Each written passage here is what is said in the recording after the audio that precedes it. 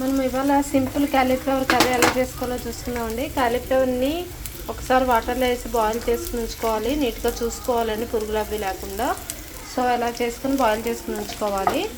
కొంచెం ఆయిల్ పెట్టుకోవాలండి.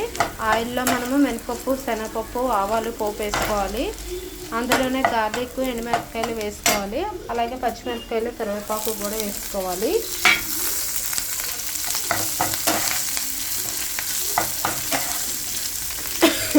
చూసారు కదండి, ఇవి కూడా ఒక వేగనివ్వాలి.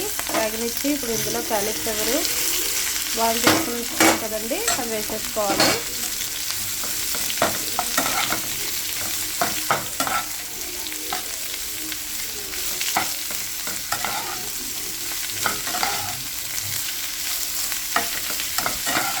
చాలా సింపుల్గా అయిపోద్దండి, టేస్టీగా ఉంటుంది.